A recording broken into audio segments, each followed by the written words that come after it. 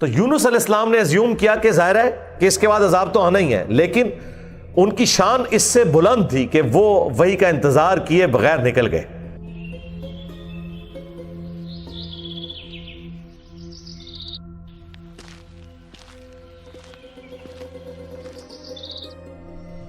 بس جب وہ نکلے، جس کشتی میں سوار ہوئے،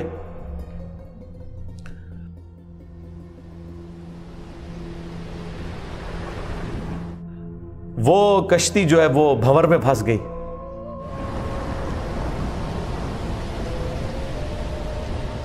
فلولا كانت قرية آمنت فنفعها ایمانها، پس کیوں ایسا نہ ہوا کہ کوئی بستی ایمان لائی ہو تو اس کو ایمان لانا نفع دے دیتا؟ یہ کبھی ہوا ہی نہیں ایسا۔ الا قوم یونس، سوائے قوم یونس کے۔ سلامتی ہے، سلامتی ان آنکھوں پہ جو ہدایت پہ نظریں جمائے بیٹھی ہیں، ان کانوں پہ جو ذکر خیر کے منتظر رہتے ہیں، اور ان قدموں پہ جو ہدایت کی راہ پہ گامزن ہیں۔ السلام علیکم ورحمۃ اللہ وبرکاتہ۔ سیدنا یونس علی نبینا وعلیہ الصلاۃ والسلام کی قوم کا ذکر آ رہا ہے۔ دیکھیں، اللہ تعالیٰ کی یہ سنت ہے کہ اللہ تعالیٰ جب بھی کسی قوم میں کسی رسول کو مبعوث کرتا ہے تو وہ وہاں جا کر دھمکی لگاتے ہیں کہ ہم پر ایمان لے آؤ، نہیں تو بڑے دن کا عذاب تمہیں آ پکڑے گا۔ اور وہ بڑا دن ان قوموں کے لیے ایام اللہ بن جاتا ہے، جس طرح کہ حضرت موسیٰ علیہ السلام کے مخالفین کے لیے، فرعونیوں کے لیے بخاری مسلم میں آیا کہ 10 محرم کا دن ایام اللہ بن گیا کہ اس دن فرعونی ڈبو دیے گئے۔ اسی طریقے سے قوم نوح جس دن ڈبوئی گئی، وہ ان کے لیے ایام اللہ میں سے ایک یوم تھا، اللہ کے بڑے بڑے فیصلوں کے دنوں میں سے ایک دن۔ تو رسول ہمیشہ یہ دعویٰ دیتے ہیں کہ ہم پر ایمان لاؤ، اور اگر ایمان نہیں لاؤ گے تو بڑے دن کا عذاب تمہیں آ پکڑے گا، اور الٹیمیٹلی عذاب آتا ہے، اور اللہ تبارک و تعالیٰ اہل ایمان کو انبیاء کے ساتھ بچا لیتا ہے اور مخالفین کو تباہ و برباد کر دیتا ہے، کبھی سمندری طوفان کی شکل میں، کبھی آسمان سے پتھروں کی بارش کی شکل میں، کبھی تیز آندھیوں کے عذاب کی شکل میں، کبھی زمین میں دھسائے جانے کی شکل میں، مختلف شکلوں میں اللہ تعالیٰ کے عذابات آتے ہیں۔ اور یہ رسولوں کے کیس میں ہے، کیونکہ اللہ تعالیٰ نے پیٹ رول رسولوں کے کیس میں بیان کیا ہے، کتب اللہ لأغلبن انا ورسلی، اللہ تعالیٰ نے اپنی ڈیسٹنی میں، تقدیر میں یہ بات لکھ دی ہے کہ بے شک میرے رسول اور میں ہی غالب رہوں گا۔ تو ظاہر ہے کہ رسولوں کا غلبہ اسی صورت میں ہوگا کہ جب رسول دھمکی لگانے کے بعد خود قتل نہ ہو جائے، بلکہ ان کے مخالفین تباہ ہو جائیں، اور رسولوں کو اور اہل ایمان کو اللہ تعالیٰ بچا لے۔ ایک ایکسیپشنل کیس سیدنا عیسیٰ علیہ السلام کا ہوا ہے کہ اس وقت تو ان کے مخالفین تباہ و برباد نہیں ہوئے، حضرت عیسیٰ علیہ السلام کو اللہ تعالیٰ نے زندہ آسمانوں پہ اٹھا لیا۔ یہ ایک یونیک ایکسیپشنل کیس ہے، لیکن اس کے بعد سے اب تک یہودی اللہ تعالیٰ کے زیر عتاب ہیں اس حوالے سے کہ انہوں نے اپنی روش درست نہیں کی، اور پھر آخری عذاب کا کوڑا حضرت عیسیٰ علیہ السلام کے ذریعے ہی پڑے گا ان یہودیوں پر، اور وہ جب دنیا میں آئیں گے تو پھر یہودیوں کے خلاف قتال کریں گے۔ دنیا میں ان کا دوبارہ آنے کا مقصد ایک اعتبار سے اس حساب سے بھی بن جاتا ہے کہ انہوں نے اپنی مبارک زندگی میں اپنے مخالفین کے اوپر عذاب نہیں دیکھا تھا، وہ اب جب دوبارہ دنیا میں آئیں گے نا تو وہ عذاب اللہ تعالیٰ ان کے ذریعے ان کے مخالفین پر نازل فرمائے گا۔ یہ بھی ایک حکمت ہے حضرت عیسیٰ علیہ السلام کی دوبارہ دنیا میں آنے کی، اگرچہ یہ ان کی اولادیں ہیں لیکن روش تو انہوں نے نہیں چھوڑی۔ ایک اور ایکسیپشن ہے، وہ یونس علیہ السلام کی ہے۔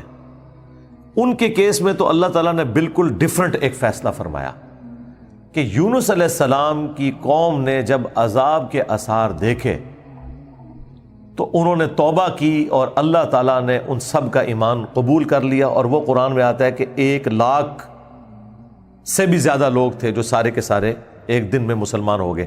یعنی یونس علیہ السلام کی سال ہر سال کی تبلیغ نے کوئی اثر نہیں دکھایا، جب عذاب کے آثار نظر آئے تو انہوں نے ایمان قبول کر لیا۔ یہ صرف یونس علیہ السلام کی قوم نہیں، باقی قوموں کے بارے میں بھی سورۃ الانبیاء میں آیا کہ جب کبھی بھی رسولوں کے مخالفین پر عذاب آتا تھا تو مخالفین اس عذاب کے وقت پھر چیخیں مارتے تھے اور کہتے تھے کہ یا اللہ ہمیں ایک دفعہ چھوڑ دے، اب ہم تیرے نبی کو مانیں گے۔ سب سے بڑا خبیث فرعون، اس کے بارے میں قرآن میں سورہ یونس میں ہی ہم پڑھ چکے ہیں کہ اس نے بھی موت کے وقت کہا تھا کہ میں ایمان لاتا ہوں موسیٰ علیہ السلام کے رب پر، بنو اسرائیل کے رب پر، اور پھر اللہ تعالیٰ نے جواب میں فرمایا آن، اس وقت اب ایمان لے کر آیا، اس وقت ایمان لانا تجھے کوئی فائدہ نہیں دے گا۔ جو جامع ترمذی میں بھی حدیث ہے کہ موت کے غرغرے سے پہلے پہلے توبہ قبول ہے۔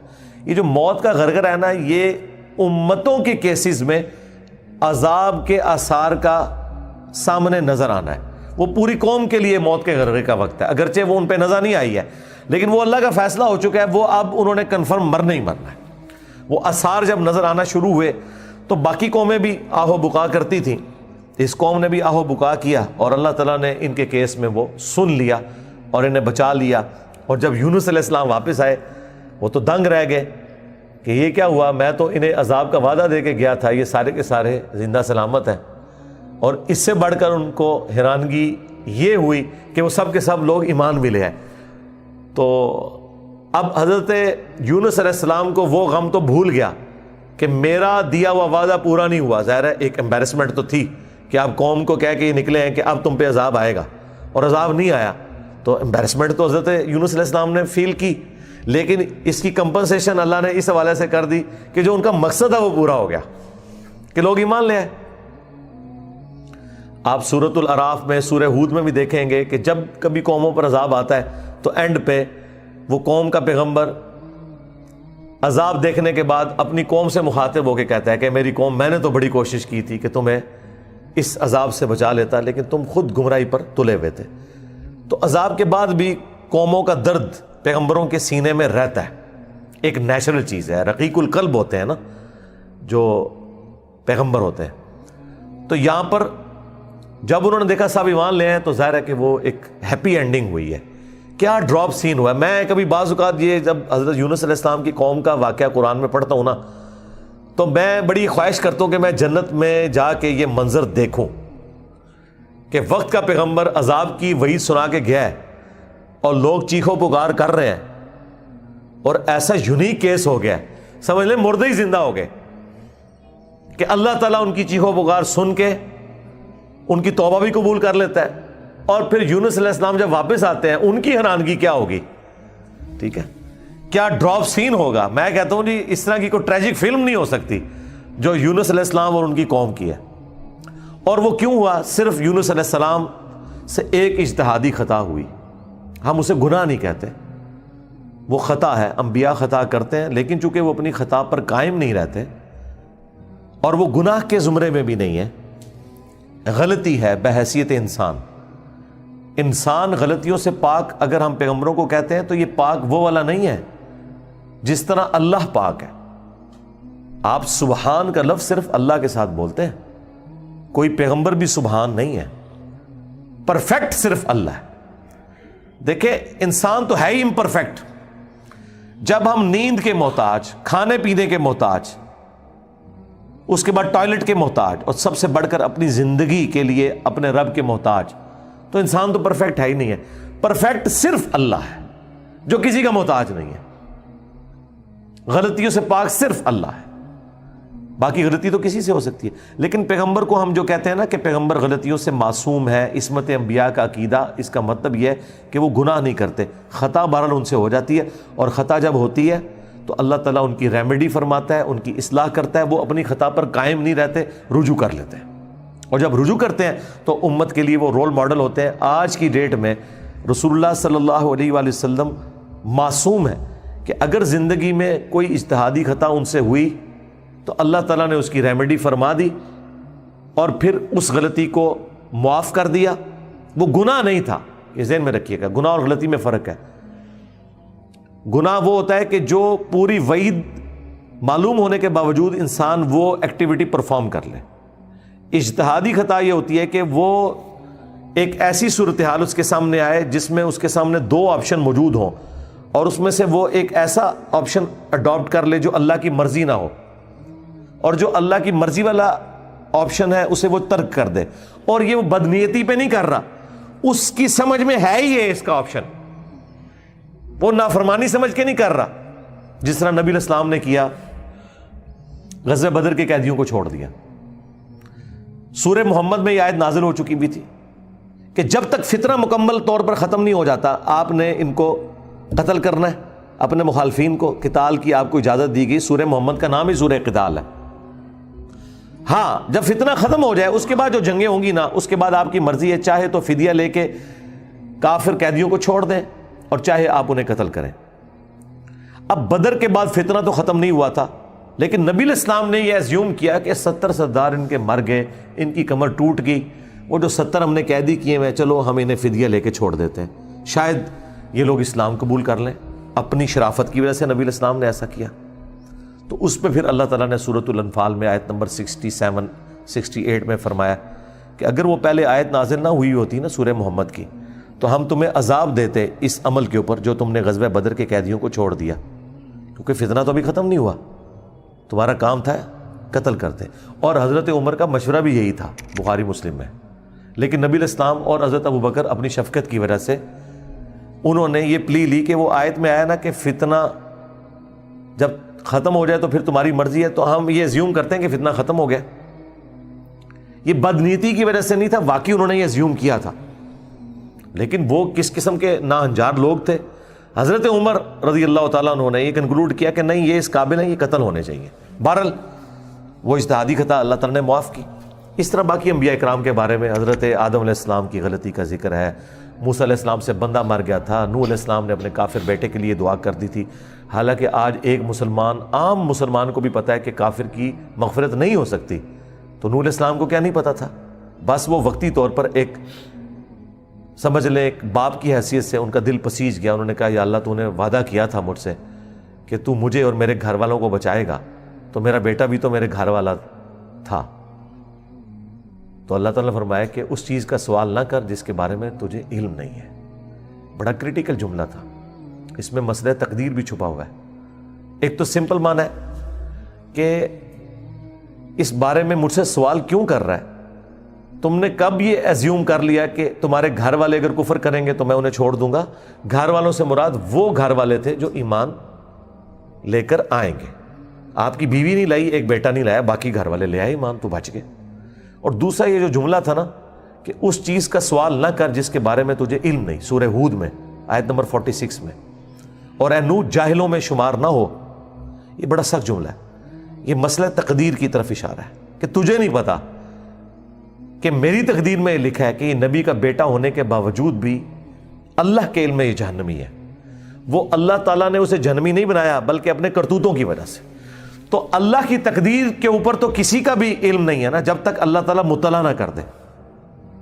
یہ بہت کریٹیکل ایشو ہے، اس لیے میں نے الگ سے ایک ویڈیو اس پہ ریکارڈ کروائی ہے، عصمت انبیاء کا عقیدہ، اس کا ٹائٹل ہے انبیاء گناہ نہیں کرتے۔ یہ ہمیں جو عصمت انبیاء کا عقیدہ بتایا گیا ہے وہ یہ ہے کہ نعوذ باللہ انبیاء کے اندر گناہ کرنے کی حص ہی نہیں ہوتی، یعنی انبیاء کرام جو ہے ان کے ساتھ وہ کمزوریاں بشری اٹیچ نہیں ہیں جو باقی انسانوں کے ساتھ اٹیچ ہے۔ اگر یہ بات ہوتی تو انبیاء کی فضیلت ہی نہ ہوتی۔ انبیاء کی فضیلت ہے ہی اس وجہ سے کہ وہ بشری کمزوریوں پر اوور کم کرتے ہوئے اللہ کے خوف کی وجہ سے گناہوں سے بچ جاتے ہیں۔ ادروائز پھر فرشتوں میں اور انسانوں میں کوئی فرق ہی نہ رہ جائے۔ تو یہ ہے اصل چیز جو انہیں فضیلت میں لے جاتی ہے عام انسانوں کی نسبت، کہ وہ اللہ کا اتنا خوف رکھتے ہیں کہ وہ گناہوں سے بچتے ہیں۔ رہی لغزش اجتہادی خطا وہ ہو سکتی ہے، تو میں نے وہ انبیاء گناہ نہیں کرتے اس میں تفصیل کے ساتھ واقعات مختلف قرآن سے بیان کیے ہیں۔ سورہ یوسف میں ہے کہ اس عورت نے یوسف کا قصد کیا، یوسف بھی عورت کا قصد کر لیتا اگر اپنے رب کی برہان نہ دیکھتا۔ اب اندازہ کریں، اللہ تعالیٰ فرما رہا ہے کہ یوسف علیہ السلام بھی اس برائی میں پڑ جاتے اگر اللہ تعالیٰ انہیں ایک خاص نشانی نہ دکھاتا۔ وہ قرآن میں تو رپورٹ نہیں ہوئی، اسرائیلی روایتوں میں آتا ہے کہ اللہ تعالیٰ نے اس وقت حضرت یوسف علیہ السلام کو اپنے والد کی شبیہ دکھا دی تھی، حضرت یعقوب علیہ السلام کی، اور وہ انگلی سے یوں اشارہ کر رہے تھے کہ یہ کام نہیں کرنا تم نے۔ یا اس وقت شیطان بھیانک شکل میں انہیں نظر آ گیا کہ یہ شیطان مجھ سے برائی کا کام کروانے لگا ہے۔ بہرحال کوئی نشانی اللہ نے دکھائی ہے قرآن میں ہے، اور اس کی وجہ سے وہ برائی سے بچے ہیں۔ اس کا مطلب ہے کہ ان میں مادہ موجود تھا لیکن اللہ نے انہیں بچایا ایک نشانی کے ذریعے، تو انبیاء کی اللہ تعالیٰ حفاظت کر لیتا ہے۔ یونس علیہ السلام سے جو آپ سمجھ لیں اجتہادی خطا، جسے ہم گناہ نہیں کہتے، وہ یہ ہوئی کہ جب مقررہ وقت کے اوپر قوم یونس ایمان نہیں لے کر آئی تو یونس علیہ السلام نے انہیں کہا کہ اب 3 دن بعد عذاب آ جائے گا، جو اللہ نے وعدہ کیا تھا کہ یہ ان کا سمجھ لیں ٹائم اینڈ ہو رہا ہے، اس ٹائم لائن کے بعد عذاب آنا ہے۔ لیکن ساتھ یہ ضروری تھا کہ اللہ تعالیٰ کی وحی کا انتظار کرنا ہے اس علاقے کو چھوڑنے سے پہلے۔ تمام انبیاء جب قوموں کو وحی سناتے ہیں نا تو پھر اللہ تعالیٰ کی وحی کی اجازت کے بعد اس علاقے کو چھوڑتے ہیں۔ نبی اسلام نے بھی ہجرت دیکھیں اینڈ پہ کی ہے، ایویں نہیں، مطلب آپ خود سے نہیں نکلے، اللہ تعالیٰ کی وحی کے ذریعے نکلے۔ قرآن میں سورۃ الانفال میں آیا تھا کہ یہ جب کافر کہتے تھے نا کہ ہم پر عذاب کیوں نہیں نازل ہوتا، ہم نبی کا انکار کر رہے ہیں، تو اللہ تعالیٰ نے فرمایا کہ جب تک اے نبی تم ان میں موجود ہو ہم ان کو عذاب نہیں دیں گے۔ اللہ کی سنت ہے کہ جب کبھی کسی قوم کو عذاب دینا ہوتا ہے نا تو اس قوم میں سے انبیاء اور اہل ایمان کو الگ کرتا ہے، پھر باقی کی قوم پر عذاب آتا ہے، اور وہ اللہ تعالیٰ نے نکالا اور غزوہ بدر میں لا کے ڈبویا ان کو، جس طرح فرعونیوں کو اپنے محلات سے نکال کے سمندر میں غرق کیا تھا، مشرکین عرب کو اپنے گھروں سے نکال کر بدر میں ڈبویا صحابہ کرام کی تلواروں کے ذریعے۔ یہ عذاب استیصال کی ایک قسط ان پر آئی تھی۔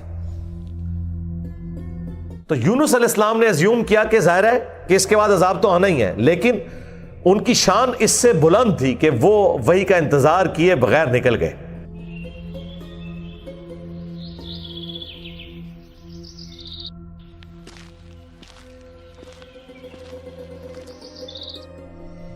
بس جب وہ نکلے، جس کشتی میں سوار ہوئے،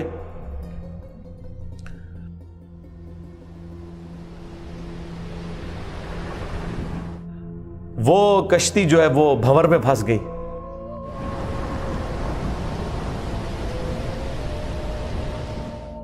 اور ان کی اپنی ایک نارمز چل رہی تھی کہ اگر کشتی بھنور میں پھنس جائے تو یہ اس چیز کی علامت ہے کہ کوئی غلام اپنے آقا کی اجازت کے بغیر بھاگ کر آ گیا۔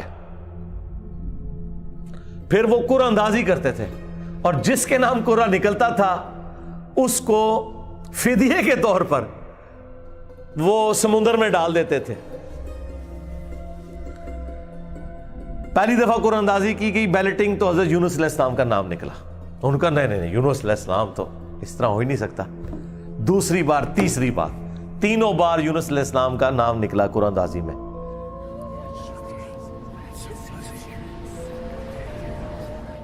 تو یونس علیہ السلام نے، اچھا قرآن میں اشارتاً اس کا ذکر ہے، اسرائیلی روایتوں میں تفصیل کے ساتھ ہے، لیکن یہ بالکل قرآن میں فٹ ان بیٹھتی ہیں۔ یعنی آپ کو یہ تو بتایا گیا کہ یونس السلام مچھلی کے پیٹ میں رہے، تو وہ مچھلی کے پیٹ میں پہنچے کیسے تھے؟ مچھلی کے پیٹ تک پہنچنے کے لیے تو آپ کو دوست چاہیے، نیچے ہے مچھلی، اتنی بڑی ویل مچھلی ہے، کوئی چھوٹی مچھلی کے پیٹ میں تو رہ نہیں سکتا بندہ۔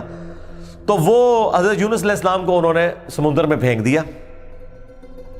یونس علیہ السلام نے خود ہی کہا، ان کو کلک کر گیا کہ یہ معاملہ میرے اینڈ پہ ہے۔ انہوں نے کہا بھائی مجھے پھینکو، تم، مجھے سمجھ آ گئی ہے، ظاہر فوراً کلک کر گیا کہ یہ معاملہ خراب میرے سے ہی ہو گیا۔ وہ ان کو سمندر میں پھینک دیا۔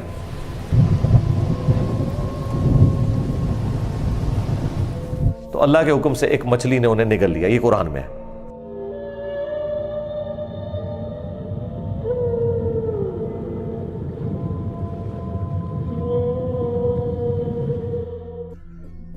قرآن میں آگے تفصیل نہیں ہے کہ کتنے دن تک، لیکن تورات میں ملتا ہے کہ 3 دن اور 3 رات تک وہ مچھلی کے پیٹ میں رہے۔ یہ ویسے پبلک مشہور ہے 40 دن، نہیں 3 دن ہے بس۔ وہی 3 دن، وہ جو 3 دن عذاب آنے تھے نا، وہ 3 دن انہوں نے مچھلی کے پیٹ میں گزارے، اور وہ 3 دن ان کی قوم نے زندگی موت کی کشمکش میں گزارے ہیں کہ ابھی عذاب آیا کہ آیا۔ ٹھیک ہے، توبہ ہے نہیں ہوئی کہ آئی ایم سوری تے توبہ قبول ہو گئی ہے، نہ 3 دن انہوں نے پی کٹی ہے بھائی جی۔ یہاں تو لوگ 1 دن جیل نہیں کاٹ سکتے، 3 دن تک انہوں نے وہ تکلیف کاٹی ہے، پھر اللہ تعالیٰ نے ان کی توبہ قبول کی ہے۔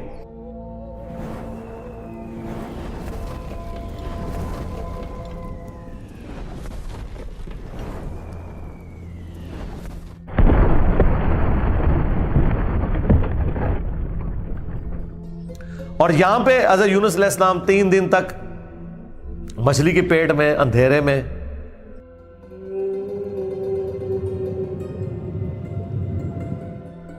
اور دیکھیں اللہ نے ان کو ایسے کلمات سکھا دیے، مختصر تھے، پرفیکٹ تھے، بہترین توبہ، لا الہ الا انت سبحانک۔ سورۃ الانبیاء میں یہ دعا آئی ہے، اے اللہ تیرے سوا کوئی معبود نہیں، اور تو پاک ہے نا، پاک تو غلطی نہیں کر سکتا، انی کنت من الظالمین، بے شک میں ہی ظالموں میں ہوں، میں انسان ہوں، انسان سے غلطی تو ہوگی۔ تو یہ دعا اتنی اللہ کو پسند آئی کہ سورہ الصافات میں ہے کہ یونس اگر مچھلی کے پیٹ میں ہمیں ان الفاظ کے ساتھ یاد نہ کرتے تو پھر مچھلی کے پیٹ سے اسی دن نکالے جاتے جس دن مردے اپنی قبروں سے نکالے جائیں گے، قیامت کے دن تک مچھلی کے پیٹ میں رہتے، یعنی مچھلی کا پیٹ ان کی قبر بن جاتی۔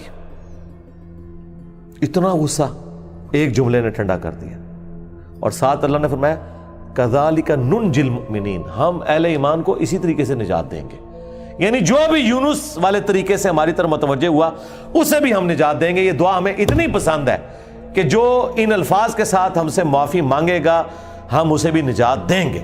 جامعہ ترمذی میں حدیث ہے، جو یونس علیہ السلام کی دعا کے ذریعے اللہ کی طرف متوجہ ہوا اللہ تعالیٰ کبھی اسے محروم نہیں لوٹائے گا۔ لا الہ الا انت سبحانک انی کنت من الظالمین، اور جمع کے سیغے سے پڑھیں گے تو لا الہ الا انت سبحانک انا کننا من الظالمین، وہاں تھا انی کنت من الظالمین، یہ ہے انا کننا من الظالمین۔ دونوں طریقے سے آپ دعا مانگ سکتے ہیں، بہترین دعا ہے، یہ اسم اعظم ہے دعاؤں کی قبولیت کے لیے۔ قرآن میں بھی آیا کذالک ننجی المؤمنین، اور جامعہ ترمذی میں بھی آیا کہ جو اس دعا کے ذریعے اللہ کی طرف متوجہ ہوگا اللہ تعالیٰ اسے محروم نہیں لوٹائے گا۔ لہذا جو جامعہ ترمذی میں حدیث ہے نا کہ اللہ کی حمد اور دروشی پڑھ کے دعا کرو تو قبول ہوتی ہے، تو وہ اللہ کی حمد میں نا آپ اس کو شامل کریں، لا الہ الا انت سبحانک انی کنت من الظالمین۔ یہ اللہ کی بیسٹ حمد بھی ہے اور بیسٹ استغفار بھی ہے، اور ایسا استغفار ہے کہ اللہ کی رحمت کو ٹریگر کرنے والا ہے۔ دیکھیں آپ نے اللہ تعالیٰ کی کس چیز کو ہائی لائٹ کی ہے کہ یا اللہ تو پاک ہے، تو غلطی کر نہیں سکتا، اس کی عظمت مان لی، اور پھر ساتھ ہی کہا کہ مجھے تو نے بنایا ہی ایسا ہے کہ میں غلطی کروں گا، تو دیکھ میں کمزور ہوں، میں مان رہا ہوں میں غلطی کروں گا، تو کر بیٹھا ہوں تو معاف کر دینا۔ اس سے بیسٹ انداز نہیں ہو سکتا اپنی غلطیوں پر معافی مانگنے کا۔ تو یہ حرز جاں بنائیں، لا الہ الا انت سبحانک انی کنت من الظالمین۔ یقین کریں یہ دعا آپ کے سامنے یونس علیہ السلام ہو، مچھلی کا پیٹ، گپ اندھیرا، 3 دن 3 رات، دنیا میں کوئی آ کے آپ کو ریسکیو نہیں کر سکتا، اور موت سامنے نظر آ رہی ہے۔ حضرت یونس علیہ السلام اسی طریقے سے بچے ہیں جیسے مردہ کو زندہ ہو جائے، اور یہاں لوگ کہتے ہیں بڑا گرم ذکر ہے جی، خوشبو لا کے کرنا چاہیے، اور صاف ستھری جگہ۔ بھائی جس نے یہ کیا تھا اس سے زیادہ تعفن والی جگہ کوئی نہیں تھی، مچھلی کا پیٹ۔ یہ تو چلتے پھرتے، نہ اس کے لیے وضو ہونا شرط ہے، نہ اس کے لیے غسل ہونا شرط ہے، اس کے لیے صرف ایک نیک نیتی کے ساتھ اللہ کی طرف متوجہ ہونا شرط ہے کہ آپ مان لیں کہ آپ کمزور ہیں، طاقتور وہ ہے، آپ غلطی کریں گے وہ غلطی نہیں کرتا، آپ معافی مانگیں گے وہ معافی دینے والا ہے۔ اللہ بھی التواب ہے اور بندے بھی توبہ کرنے والے ہیں۔ اللہ کی توبہ یہ ہے کہ جب آپ اللہ کی طرف رجوع کرتے ہیں، توبہ کا مطلب ہوتا ہے رجوع لانا، تو اللہ آپ کی طرف رجوع لے آتا ہے۔ جو بخاری مسلم میں حدیث ہے کہ جو شخص توبہ کر کے اللہ کی طرف رجوع لاتا ہے تو اللہ کو اس شخص سے زیادہ خوشی ہوتی ہے کہ جو اکیلا ریگستان میں ہو، اچانک اس کی سواری غائب ہو جائے اور وہ اپنی موت کا انتظار کرنا شروع کر دے، اور پھر تھوڑی دیر بعد وہ سواری واپس آ جائے جس پہ اس کا سامان لدا ہوا ہے، اسے نئی زندگی ملے، اور وہ اتنا خوش ہو کہ اس کی زبان سے نکل جائے اے اللہ تو میرا بندہ میں تیرا رب، من شدت الفرح، خوشی کی شدت کی وجہ سے، حالانکہ اس نے یہ کہنا تھا کہ اے اللہ میں تیرا بندہ تو میرا رب۔ اس سے زیادہ اللہ تعالیٰ کو خوشی ہوتی ہے جو بندہ رجوع لے آتا ہے۔ تو یونس علیہ السلام کی دعاؤں کو آپ اپنے استغفار میں، اپنی صبح و شام کے اذکار میں، ہر جگہ اپنے تشہد کے اندر اس دعا کو پڑھا کریں۔ یہ بڑے بڑے مشکلوں کو آسان کر دیتی ہے۔ یار آپ دیکھیں ایک بندے کو اپنی موت سامنے نظر آ رہی ہے، اور اس موت میں سے اسے زندگی مل جائے. بس جب آپ نا امیدی کے اینڈ پر پہنچے ہوں اور آپ کو کوئی امید نظر نہ آئے تو آپ یہ پڑھیں لا الہ الا انت سبحانک انی کنت من الظالمین.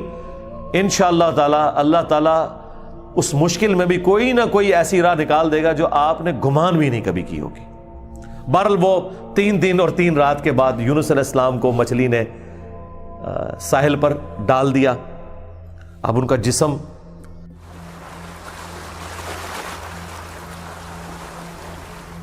کافی ڈیمیج ہو چکا ہوا تھا. قرآن میں آیا کہ ان کے لیے اللہ تعالیٰ نے کدو کی بیل اگا دی.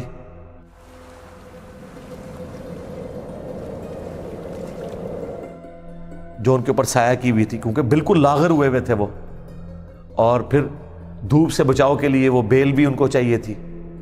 پھر سسٹین ہوئے, جب واپس اپنی قوم میں آئے تو دیکھا کہ جناب ساڑھے رفع دین نمازاں پڑھ رہے تھے. انہوں نے کہا پوری زندگی بخاری مسلم دی حدیثاں دکھائیاں, انہیں رفع دین نہیں شروع کیتا, اچانک کیا ہو گیا ہے؟ یعنی وہ سارے کے سارے ایمان لے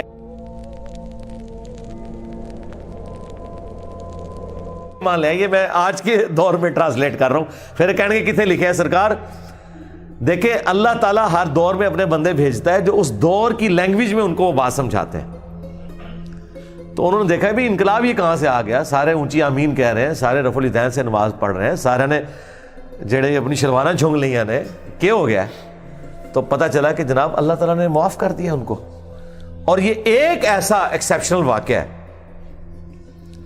جو اللہ تعالیٰ کی پوری بنائے ہوئے پلان کے اندر, پوری ڈیسٹنی میں, پوری انسانی تاریخ میں اور کسی کے لیے نہیں ہوا. اس خاص واقعے کی وجہ سے ہی اس سورت کا نام سورہ یونس ہے. اگرچہ یونس علیہ السلام کا ذکر آپ نے دیکھ لیا, بس یہ اتنا صحیح آ رہا ہے. یہ باقی پورے واقعات قرآن میں سکیٹرڈ فارم میں ہے. سورہ ہود سے میں نے بیان کیا, سورۃ الاعراف, باقی صورتوں سے جوڑ کے آپ کو ایک جگہ پوری پکچر بتائی ہے. حالانکہ عام بندے سے پوچھے نا کہ سورہ یونس میں کیا ہوگا تو وہ یہ بتائیں گے آپ کو کہ سورہ یونس میں یہ لکھا ہوا ہوگا کہ حضرت یونس علیہ السلام کتنے خوبصورت تھے, ان کی زلفوں کا رنگ کیا تھا, ان کے ماں باپ کہاں رہتے تھے, وہ کہاں پیدا ہوئے, کہاں فوت ہوئے. عام آدمی تو یہ سمجھ رہا ہوگا. حالانکہ سورہ یونس کا جو مرکزی ٹاپک ہے نا وہ توحید ہے, ٹوٹل توحید. اور اس میں حضرت یونس علیہ السلام بھی فٹ ان بیٹھ رہے ہیں. کیوں؟ توحید کا مطلب یہ ہے کہ ہوگا وہ جو اللہ چاہے گا, اور اللہ چاہے تو اپنا بنایا ہوا قانون بھی توڑ سکتا ہے. اللہ اپنے قانون کا بھی کوئی پابند نہیں ہے. لیکن یہ دنیا کے اعتبار سے, آخرت کے لیے نہیں. آخرت کے لیے اللہ نے قرآن میں یہ بتایا کہ میں اپنے وعدے کے خلاف نہیں چلوں گا. آخرت اللہ کا قانون نہیں ہے, وعدہ ہے. اور اگر اللہ وعدہ توڑتا ہے نا تو وہ اللہ نہیں رہتا, کیونکہ جو وعدہ پورا نہ کرے وہ جھوٹا ہوتا ہے, اور جھوٹ اللہ کی طرف منسوب نہیں. لیکن دنیا میں اللہ تعالیٰ اپنے بنائے ہوئے قوانین توڑ دیتا ہے. وہ اللہ کے کوئی وعدے نہیں ہے. اللہ کا قانون ہے کہ آگ جلائے گی, ابراہیم کو نہیں جلایا, تو اللہ تعالیٰ کو اس سے کوئی فرق نہیں پڑتا. یہ اللہ کا کوئی وعدہ نہیں تھا. چھری کاٹتی ہے, اسماعیل علیہ السلام کو نہیں کاٹا, یہ اللہ کا قانون ٹوٹا. سمندر میں انسان غرق ہو جاتا ہے, موسیٰ علیہ السلام کے لیے راستہ بن گیا, یہ اللہ کا قانون ٹوٹا معجزے کے طور پر. آخرت میں کوئی قانون نہیں ٹوٹے گا. جو مواہد دنیا سے گیا, اللہ کا تابع فرمان, پیغمبروں کا مطیع, پھر اس پہ تقدیر غالب نہیں آئے گی کہ نہیں جی اے تیری میں ایک گل سنبھال کے رکھی ہے, لہذا تو زیرو نل ملٹیپلائی ہو گیا. نہیں, وہاں بھائی نیکیاں تولی جائیں گی. چاہے گناہوں کے پلڑے میں بڑے سے بڑا گناہ بھی آ گیا شرک کے سوا, اور نیکیاں بھاری ہو گئی, تو اللہ تعالیٰ کسی کو یہ کہے گا کہ بھی نہیں کہ بالکل دوتے اے زیرو زیرو ہی بچے ہیں. نہیں, بس یہ میرا وعدہ ہے کہ میں بچا لوں گا. بلکہ اللہ کی تو رحمت اس سے بھی زیادہ ہے. وہ تو اپنے پیغمبر کی شفاعت سے جن کے نیکیوں کے پلڑے ہلکے بھی ہو جائیں گے ان کی بھی کمپنسیشن فرما دے گا, اگر وہ شرک نہ کرتے ہوئے. انشاءاللہ تعالی ہمیں تو اللہ تعالیٰ بغیر حساب و کتاب کی جنت میں داخلہ عطا فرمائے. آمین. مع النبیین والصدیقین والشہداء والصالحین. آمین. بہرحال یونس علیہ السلام جب واپس آئے, انہوں نے یہ ساری بہاریں دیکھی, تو ظاہر ہے کہ خوشی خوشی انہوں نے اس کو ایکسیپٹ کیا, اور اللہ تعالیٰ نے پھر اس کو قیامت تک کے لیے قرآن میں نقل کر دیا. اب یہ وہ الفاظ, اب یہ پورے واقعات آپ کے سامنے ہو تو اب آپ اس کا ٹیسٹ فیل کریں. اعوذ باللہ من الشیطان الرجیم, بسم اللہ الرحمن الرحیم. فلولا كانت قرية آمنت فنفعها ایمانها, پس کیوں ایسا نہ ہوا کہ کوئی بستی ایمان لائی ہو تو اس کو ایمان لانا نفع دے دیتا، یہ کبھی ہوا ہی نہیں ایسا. الا قوم یونس، سوائے قوم یونس کے، کہ یونس علیہ السلام کی اجتہادی خطا جو ڈیبٹ تھی وہ کریڈٹ بن گئی ان کے امت کے حق میں، کہ چونکہ ان کے وقت کے پیغمبر نے اللہ کی وحی کے انتظار کے بغیر وہ جگہ چھوڑ دی تھی، اللہ نے اس کا بینیفٹ ان کی قوم کو دے دیا. لما آمنوا، جب وہ ایمان لے آئے، کشفنا عنہم عذاب الخزي فی الحیات الدنیا، تو ہم نے دور کر دیا ان سے، کھول دیا دنیا کی زندگی کی رسوائی کا عذاب. وَمَتَّعْنَاهُمْ إِلَىٰ حِينٍ، اور ہم نے انہیں دنیا میں لطف اندوز ہونے کے لیے ایک اور مدت فراہم کر دی. اللہم احسن عاقبتنا فی الامور کلہا واجرنا من خزی الدنیا وعذاب الآخرہ، آمین. تو یہاں پر وہ عذاب ہم نے ان سے دور کر دیا، یعنی وہ عذاب آیا ہوا تھا، اس کے اثار نمایاں تھے، پھر اللہ تعالیٰ نے وہ کھول دیا. وہ جس شکل میں بھی تھا، کوئی بادل آئے ہوئے تھے، پھر کھول دیے. وَلَوْ شَاءَ رَبُّكَ لَآمَنَ مَنْ فِي الْأَرْضِ كُلُّهُمْ جَمِيعًا، اور اگر تمہارا رب چاہتا تو جتنے لوگ زمین میں آباد ہیں سب کے سب ہی مومن ہو جاتے. اس کا کیا مطلب ہے؟ کہ اگر اللہ تعالیٰ زبردستی ہدایت دینا چاہتا، اس کا یہ مطلب نہیں ہے کہ اللہ تعالیٰ یہ چاہتا ہے کہ لوگ جہنم میں جائیں. یہ رسول اللہ کو سنگولر کے سیغے سے تسلی دی جا رہی ہے کہ اگر اللہ تعالیٰ نے زبردستی ایمان دینا ہوتا نا تو دے دیتا سب کو، لیکن اللہ تعالیٰ یہ چاہتا ہے کہ لوگ خود سے اپنی چوائس سے مجھے چوز کریں. افانت تکرہ الناس حتی یکونوا مؤمنین، تو اے نبی کیا آپ لوگوں کو مجبور کرنا چاہتے ہیں یہاں تک کہ وہ ایمان لے آئیں؟ یعنی آپ نے زبردستی نہیں کرنا. حضور ٹینشن ہی بڑی لیتے تھے کہ میں دعوت دے رہا ہوں لوگ قبول نہیں کر رہے، تو حضور کو کہا کہ آپ نے ٹینشن نہیں لینی، جنہوں نے جہنم میں جانا ہے جائیں. سورۃ البقرہ میں آیا کہ ہم آپ سے نہیں پوچھیں گے لوگ جہنم میں کیوں پہنچ گئے. سورہ طٰہٰ میں آیا کہ ہم نے قرآن اس لیے نازل نہیں کیا کہ آپ مشقت میں پڑ جائیں. ما انزلنا علیک القرآن لتشقى الا تذکرۃ لمن یخشی، یہ اس کے لیے ہے جو اللہ کی دھمکی سے ڈر جائے. وما كان لنفس ان تؤمن الا باذن اللہ، اور کسی جان کے لیے یہ ممکن ہی نہیں ہے کہ وہ ایمان لے آئے مگر اللہ کے اذن سے. مراد یہ کہ صرف کوشش بھی کوئی چیز نہیں ہے، اللہ کی طرف متوجہ بھی ہوں، تقدیر پلس کوشش دونوں مل کے کمپلیشن کی طرف جاتے ہیں. ربنا لا تزغ قلوبنا بعد اذ ہدیتنا وہب لنا من لدنک رحمہ انک انت الوہاب، آمین. وَيَجْعَلُ الرِّجْسَ عَلَى الَّذِينَ لَا يَعْقِلُونَ، اور اللہ تعالیٰ کی سنت ہے کہ وہ گندگی ڈال دیتا ہے ان لوگوں پر جو بے سمجھ ہیں، یعنی جو اپنی عقل کو استعمال نہیں کرتے ان پر اللہ گندگی ڈال دیتا ہے، انہیں حق بات سجائی نہیں دیتی، اور دوسروں کو اللہ تعالیٰ ان کی کوشش کی سبب ایمان دے دیتا ہے. اس کو آپ دنیا میں مثال سے سمجھیں. ایک ہی بارش برستی ہے نا، زرخیز زمین پر برستی ہے تو وہاں سے کھیتی نکلتی ہے، اور گندگی کے ڈھیر پہ جب وہ بارش پڑتی ہے تو بدبو نکلتی ہے. اس میں بارش کا قصور نہیں ہے، اس گندگی کے ڈھیر کا.